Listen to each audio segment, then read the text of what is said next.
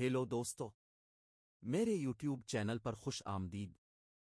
آج میں آپ کے لیے ایک اور دلچسپ کہانی لے کر آئی ہوں جو شاید اپنے کہیں اور نہیں سنی ہوگی۔ تو آخر تک سنیں اور براہ کرم میرے چینل کو پسند کریں اور سبسکرائب کریں۔ ناظرین، آج سے 20 سال پہلے ڈاکٹر عافیہ صدیقی کو اغوا کیا گیا تھا اور وہ آج بھی امریکہ کی ایک بدترین جیل FMC کازویل میں ہے۔ آخر وہ کیا وجہ تھی کہ ڈاکٹر عافیہ صدیقی کو اغوا کیا گیا اور 86 سال قید کی سزا سنائی گئی؟ آخر انہوں نے ایسا کیا فارمولہ تیار کیا تھا جس سے امریکہ خوفزدہ تھا؟ آج ڈاکٹر عافیہ صدیقی کی رہائی کے لیے کیا کوششیں کی جا رہی ہیں اور جس کی وجہ سے امید کی جا رہی ہے کہ وہ جلد رہا ہو جائیں گی؟ اس سب کے بارے میں جاننے کے لیے ویڈیو کو آخر تک ضرور دیکھیے گا۔ ناظرین، ڈاکٹر عافیہ صدیقی کے خاندان کی بات کریں تو وہ ایک سادہ سا مذہبی اور پڑھا لکھا گھرانہ تھا۔ ان کے والد کا مذہبی تعلیم کی طرف بہت رجحان تھا۔ انہوں نے اپنے بچوں کو مذہبی تعلیم کے ساتھ ساتھ دنیا کی اعلیٰ تعلیم بھی دلوائی۔ ڈاکٹر عافیہ صدیقی بہت عقل مند اور ذہین تھی۔ ان کو 300 سال میں پیدا ہونے والے ذہین ترین افراد میں شمار کیا جاتا ہے۔ تقاریر کے مقابلوں میں اکثر مرحوم عامر لیاقت بھی ان کے ساتھ ہوتے۔ میں عامر لیاقت انعام جیتتے اور لڑکیوں میں عافیہ صدیقی۔ اگر کبھی سب کا ایک ساتھ مقابلہ ہوتا تو عامر لیاقت کہتے کہ وہ دوسری تیسری پوزیشن کے لیے محنت کرتے ہیں، کیونکہ پہلی پوزیشن تو عافیہ کی ہی ہوگی۔ ڈاکٹر عافیہ کے خاندان میں ویسے تو لڑکیوں کی جلد ہی شادی کر دی جاتی، لیکن ان کے بھائی تعلیم کے لیے امریکہ گئے تھے۔ انہوں نے ڈاکٹر عافیہ کو یونیورسٹی آف ہیوسٹن میں اسکالرشپ کے لیے اپلائی کرنے کا مشورہ دیا۔ اس طرح ڈاکٹر عافیہ صدیقی تعلیم حاصل کرنے امریکہ چلی گئیں۔ اس کے بعد انہیں MIT، جو کہ دنیا کی بہترین یونیورسٹی سمجھی جاتی ہے، وہاں سے اسکالرشپ کی آفر ملی۔ وہاں سے انہوں نے بیالوجی میں گریجویشن کیا اور اپنی ریسرچ میں ایوارڈ بھی حاصل کیا۔ اس کے بعد انہوں نے PhD بھی کی۔ کہا جاتا ہے کہ اپنی تعلیم کے دوران عافیہ صدیقی نے ایک ایسی ریسرچ بھی کی تھی جو امریکہ کے بڑے بڑے سائنسدان بھی نہیں کر سکے تھے۔ اس ریسرچ کا استعمال کرتے ہوئے کسی بھی ملک کے لیے ایک بہترین دفاعی نظام بنایا جا سکتا تھا، یعنی بہت طاقتور ہتھیار بنائے جا سکتے تھے۔ امریکہ کے کچھ سائنسدانوں کو اس بات کا پتہ لگا تو انہوں نے امریکی اداروں کو اس بات کی خبر دی کہ ڈاکٹر عافیہ کے پاس ایک بہت ہی اہم ریسرچ ہے جو اگر پاکستان کے ہاتھ لگی تو ہمارا بہت نقصان ہوگا۔ اس طرح ڈاکٹر عافیہ صدیقی سے وہ ریسرچ حاصل کرنے کے لیے امریکی اداروں نے کوششیں شروع کر دیں۔ دوستوں، ڈاکٹر عافیہ صدیقی کو اندازہ تھا کہ اگر یہ ریسرچ امریکہ کے ہاتھ لگ گئی تو وہ ہمیشہ کی طرح اسے مسلمانوں کے خلاف استعمال کریں گے۔ اسی وجہ سے ڈاکٹر عافیہ صدیقی نے وہ ریسرچ ایک راز کی طرح اپنے پاس رکھی۔ ڈاکٹر عافیہ صدیقی ایک نہایت ذہین خاتون تھیں۔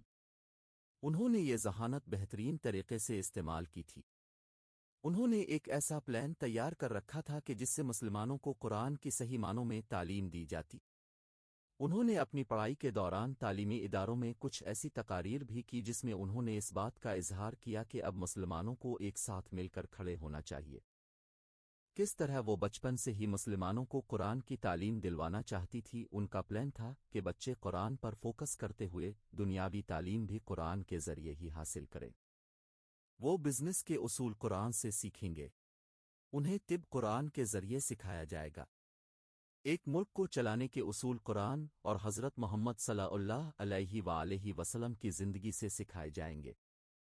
ناظرین، 1995 میں ڈاکٹر عافیہ صدیقی کی شادی امجد خان سے ہو گئی اور 1996 میں ان کا پہلا بیٹا احمد پیدا ہوا۔ ان کی شادی شدہ زندگی خوشگوار نہیں تھی۔ ڈاکٹر عافیہ کی بہن ڈاکٹر فوزیہ کہتی ہیں کہ ایک دفعہ وہ ان کے گھر ان سے ملنے گئیں تو عافیہ کے چہرے پر زخم تھے، سٹچز کی ضرورت تھی۔ ان کے بیٹے نے بتایا کہ ابو نے امی کو مارا ہے۔ جب انہوں نے ڈاکٹر عافیہ اور ان کے شوہر سے اس بات کا سوال کیا تو انہوں نے بھی اعتراف کر لیا۔ ڈاکٹر عافیہ کے 2 بیٹے احمد اور سلیمان اور ایک بیٹی مریم ہیں۔ ان کی شادی کامیاب نہیں ہو سکی اور 2002 میں ان کی طلاق ہو گئی، جس کے بعد ان کے سابق شوہر عافیہ پر الزام لگاتے رہے کہ وہ ایک خطرناک خاتون ہے۔ جو دہشت گردی میں ملوث ہے۔ حیرت کی بات یہ ہے کہ اس کے باوجود اس نے اپنے بچوں کو مکمل کسٹڈی ڈاکٹر عافیہ کو دے دی۔ یہ بات یہ ثابت کرنے کے لیے کافی ہے کہ ان کے سابق شوہر کے لگائے گئے الزامات مکمل جھوٹ تھے۔ کچھ رپورٹس کے مطابق ڈاکٹر عافیہ کے شوہر امجد امریکہ کی طرف سے کی گئی سازش میں ملوث تھے۔ وہ اس مقصد سے بھیجے گئے تھے کہ ڈاکٹر عافیہ سے ان کی ریسرچ حاصل کرنے کی کوشش کریں، لیکن جب کامیاب نہ ہوئے تو ڈاکٹر عافیہ کو طلاق دے دی اور ڈاکٹر عافیہ کو اغوا کرنے کا منصوبہ بنایا گیا۔ دوستوں، امریکہ میں 12 سال رہنے کے بعد 2002 میں ڈاکٹر عافیہ اپنی فیملی کے ساتھ پاکستان واپس آئیں۔ 31 مارچ 2003 کے دن کراچی میں ڈاکٹر عافیہ اپنے 3 بچوں کے ساتھ ایک ٹیکسی میں سوار ہوئی۔ وہ اسلام آباد کی فلائٹ کے لیے ایئرپورٹ جا رہی تھی، لیکن راستے میں کچھ لوگوں نے ان چاروں کو روکا اور ٹیکسی سے نکال لیا۔ اگلے 5 سال یعنی 2008 تک وہ سب غائب رہے۔ 2008 میں امریکی اداروں کی طرف سے ڈاکٹر عافیہ کے گھر والوں سے رابطہ کیا گیا اور ڈاکٹر عافیہ کے بڑے بیٹے احمد کو ڈاکٹر عافیہ کے گھر والوں کے حوالے کر دیا گیا۔ اس کے بعد سے وہ اپنی خالہ ڈاکٹر فوزیہ اور اپنی نانی کے ساتھ رہتا ہے۔ اس کے بعد 2010 میں DNA ٹیسٹ کے بعد ڈاکٹر عافیہ کی بیٹی مریم کو ڈاکٹر فوزیہ کے حوالے کر دیا گیا۔ ڈاکٹر عافیہ کو افغانستان میں بگرام ڈیٹینشن سینٹر میں رکھا گیا تھا۔ 2006 میں معظم بیگ کی ایک کتاب اینمی کامپٹنٹ کے نام سے آئی۔ معظم بیگ بگرام اور گوانتا نامو جیل میں قیدی رہ چکے تھے۔ انہوں نے اپنی کتاب میں یہ ذکر کیا کہ بگرام جیل میں انہیں ایک عورت کی انتہائی دردناک چیخیں سنائی دیتی تھیں۔ وہاں ایک عورت قیدی نمبر 605 اور دیگرے لیڈیا بگرام کے نام سے مشہور ہو گئی تھی۔ کچھ لوگوں نے یہ خیال کیا کہ ہو سکتا ہے کہ وہ ڈاکٹر عافیہ ہی ہوں، لیکن یہ بات یقین کے ساتھ نہیں کہی جا سکتی تھی۔ 2008 میں ڈاکٹر عافیہ کو قید سے رہا کیا گیا اور ان کے پاس ایک بچے کو لے کر گئے، جس کے بارے میں کہا کہ یہ آپ کا بیٹا احمد ہے۔ وہاں سے عافیہ اور اس کے بچے کو قتل کرنے کا منصوبہ بنایا گیا۔ یہاں سے کہانی کے 2 رخ شروع ہوتے ہیں۔ افغانستان کی طرف سے کہانی کا یہ رخ سنایا جاتا ہے کہ ڈاکٹر عافیہ کو اس کے بچے کے ساتھ گورنر ہاؤس کی طرف جانے کے لیے کہا گیا تھا، لیکن وہ گورنر ہاؤس کی طرف جانے کی بجائے مسجد کی طرف گئی اور کمزوری کی وجہ سے گر گئیں۔ جبکہ دوسری طرف امریکہ کی طرف سے یہ بیان دیا جاتا ہے کہ ان کے فوجیوں کے پاس یہ خبر تھی کہ ایک دہشت گرد عورت آئے گی جو دیکھنے میں بہت کمزور لگے گی لیکن بہت خطرناک ہے۔ اس کے ساتھ ایک بچہ بھی ہوگا۔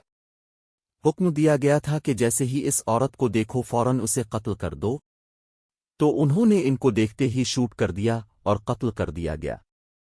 یہ ایک جھوٹی خبر تھی جو یقیناً ان کے گھر والوں اور پاکستانی قوم کے لیے بہت تکلیف دے رہی۔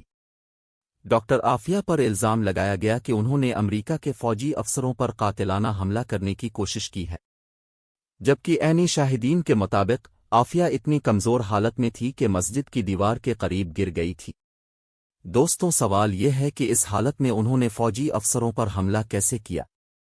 یقیناً یہ ایک بہت بڑا اور جھوٹا الزام تھا جو ڈاکٹر عافیہ پر لگایا گیا تھا۔ 2010 میں امریکی عدالت میں سماعت ہوئی اور ڈاکٹر عافیہ کو کورٹ میں پیش کیا گیا۔ ان کے دانت ٹوٹے ہوئے تھے، بازوؤں پر زخم تھے اور زنجیروں میں جکڑا گیا تھا۔ وہاں ان کے بھائی بھی موجود تھے، لیکن انہیں ڈاکٹر عافیہ سے ملنے کی اجازت بھی نہیں دی گئی۔ اس پیشی کے دوران تمام ثبوت ڈاکٹر عافیہ کے حق میں تھے۔ میڈیکل رپورٹس گواہی کہ ان پر کس قدر تشدد کیا گیا، لیکن اس سب کے باوجود ڈاکٹر عافیہ کو 86 سال کی قید کی سزا سنا دی گئی۔ آج ڈاکٹر عافیہ امریکہ کی FMC کاسٹ ویل جیل میں ہے، جسے جہنم کے گڑھے سے تشبیہ دی جاتی ہے۔ یہ جیل باہر کی دنیا سے مکمل طور پر کٹی ہوئی ہے۔ وہاں ان پر جسمانی تشدد، جنسی زیادتی اور ہر طرح کا ظلم کیا جاتا ہے۔ ان کے لیے بھیجے گئے خط بھی واپس کر دیے جاتے ہیں۔ ڈاکٹر عافیہ کی بہن ڈاکٹر فوزیہ ڈاکٹر عافیہ کی رہائی کے لیے مسلسل کوشش کرتی رہیں۔ حال ہی میں ڈاکٹر فوزیہ اور سینیٹر مشتاق احمد ڈاکٹر عافیہ سے ملاقات کے لیے امریکہ روانہ ہوئے۔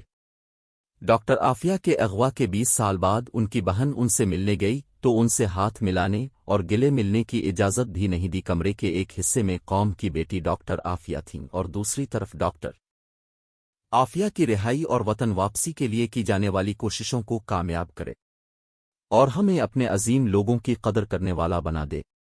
آمین۔